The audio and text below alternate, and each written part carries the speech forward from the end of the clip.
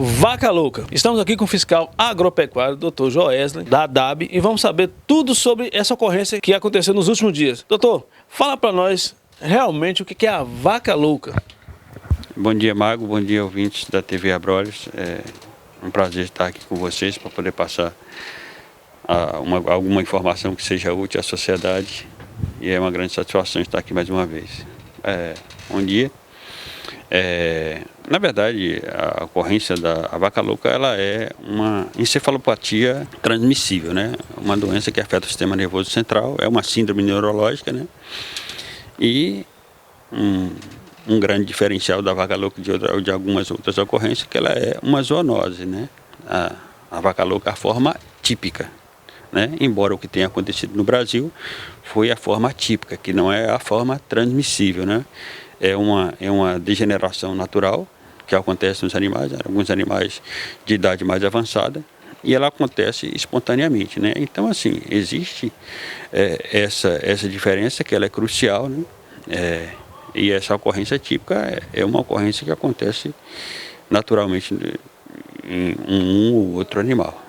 Doutor, então há possibilidade então de acontecer mais eventos com esse tipo de situação aqui no nosso Brasil? Não, essa manifestação atípica, né, como eu disse, ela é uma ocorrência que acontece por um processo progressivo, né, assim como acontece em algumas outras doenças, né, que há uma alteração da conformação da proteína, né, no animal e leva ele a esse tipo de manifestação, né. Então, assim, muito pior seria, né, o ideal é que não aconteça nenhuma das duas, né, mas muito pior seria se houvesse a ocorrência da forma atípica, né, que essa forma típica ela é transmitida pela ingestão do praio, né, que é um fragmento de proteína que acontece, que desencadeia essa manifestação, né. E essa forma, ela é a forma que também tem potencial para acometer os humanos, a forma típica, né. Então, assim, essa ocorrência aqui no Brasil, no estado do Pará, ela foi primeiramente diagnosticada, né, como a vaca louca, né, pela alteração da conformação proteica e da estruturação tecidual. E essa mesma amostra foi encaminhada ao laboratório do Canadá e lá foi constatado que se tratava da forma atípica, né. Então, assim, menos mal, né, é lógico que acontece os embargos comerciais, né, visto que isso é acordado em acordos comerciais, e diante da ocorrência interrompe-se as exportações até que seja esclarecido o fato, né? Mas o que acontece é que já houve, né, um diagnóstico, né, pelo laboratório da Organização Mundial de Saúde Animal, e nesse caso aqui no Brasil foi uma ocorrência atípica. Doutor, agora voltando aqui, a nível de Bahia, extremo sul, como estamos hoje a nossa proteção, não só contra essa questão da vaca louca, como as outras doenças infecto-contagiosas? De duas formas a gente faz esse controle aqui. É pelo método de diagnóstico, né? Então, assim, todos os animais que são acometidos de síndrome neurológica, que são notificados ao Estado, esses animais o material desse animal é colhido, né, e encaminhado para o laboratório. Lá vão ser realizados dois testes. Um teste para raiva, né, que também é uma síndrome neurológica e que também acomete humanos.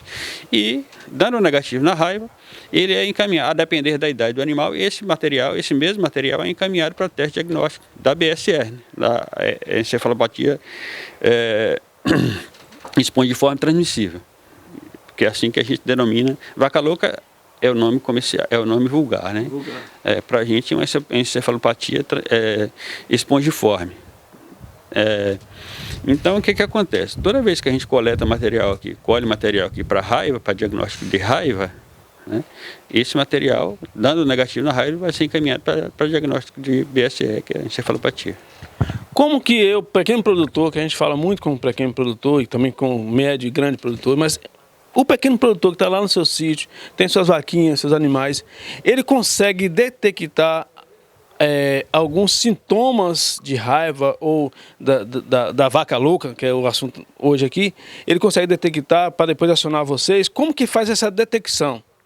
Voltando ao seu questionamento anterior, né, eu falei um método de controle, né, que é a colheita das amostras para diagnóstico laboratorial.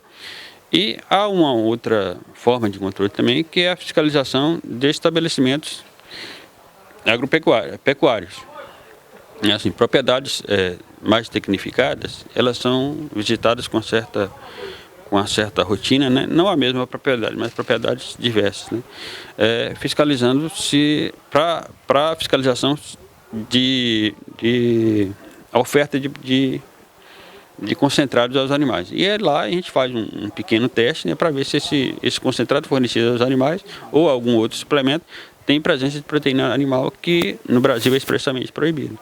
Então, já esses são os 2 métodos de controle. Voltando à sua forma, né, toda e qualquer manifestação, principalmente com síndrome neurológica, síndrome vesicular ou qualquer outra manifestação, ela deve ser informada ao Estado. Quando o produtor nos informa, aí de cá nós detalhamos, né, e diferenciamos da síndrome de que se trata, né? Se é uma síndrome neurológica, se é uma síndrome vesicular ou uma outra síndrome. Então, assim, ele passa a ocorrência para a gente, de cá a gente decifra do que pode estar acontecendo. Diante disso, o Estado essa propriedade vai ser visitada ou não, né? Ou simplesmente passada alguma informação que seja útil ao produtor.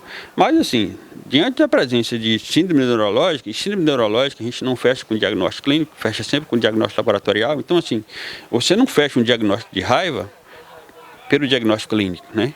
Pela sintomatologia. Diagnóstico de raiva ou qualquer outra síndrome neurológica é fechado pelo diagnóstico laboratorial. Não existe achismo.